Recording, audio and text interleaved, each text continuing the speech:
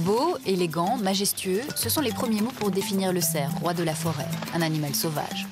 À l'espace Rambouillet, près de Paris, environ 70 cerfs et biches vivent en totale liberté. Jean-Paul Widmer, l'un des fondateurs de ce domaine, connaît bien ce mammifère de la famille des cervidés. C'est un herbivore, donc c'est normalement un animal qui est tout à fait paisible, tout à fait tranquille, qui ne fait de mal à personne. Ce n'est pas un chasseur, bien sûr. Et pourtant, il a tous les attributs nécessaires, ses bois. Souvent considérés comme une couronne royale, ils sont en fait de véritables armes.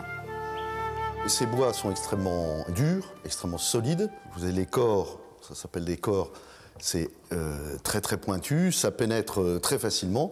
Et quand vous prenez ça dans le corps, c'est 3 coups de poignard que vous prenez en même temps. Arme redoutable, le cerf les utilise rarement, mais il n'hésite pas à s'en servir en période des amours. Dean Stratton va l'apprendre à ses dépens. Nous sommes aux États-Unis, cet Américain est l'un des spécialistes des cervidés.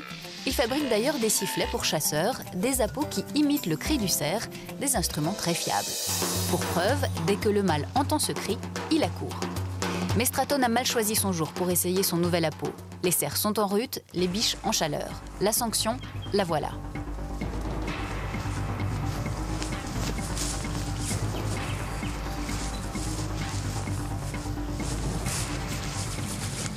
Au moment du rut, les hormones sexuelles l'excitent et à ce moment-là, il cherche à posséder les biches. Pourquoi il va charger? Parce qu'en fait, il identifie l'homme qui est avec son appôt comme s'il était un autre cerf et un concurrent potentiel. Terrible méprise. Le cerf a pris Dean Stratton pour un rival. En septembre, période d'accouplement, le cerf n'accepte aucune concurrence. Tous les mâles sont donc à éliminer. Pour procréer, il faut alors se montrer le plus fort. Seuls les mâles les plus vigoureux peuvent se reproduire.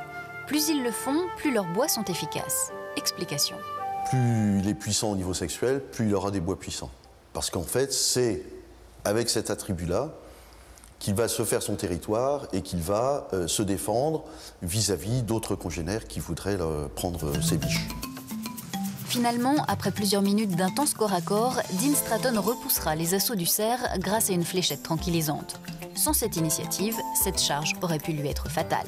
Il a de la chance parce qu'on a affaire à un petit cerf de Virginie. C'est la taille d'une chèvre, ça, quoi.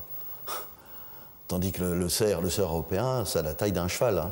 Alors un cheval avec des bois du style de ceux qu'on a là derrière moi, c'est quand même très impressionnant. En tout cas, il ne faut surtout pas, en France, à la période du brame, il ne faut surtout pas se promener avec des appos comme ça en forêt. Et ça serait super dangereux.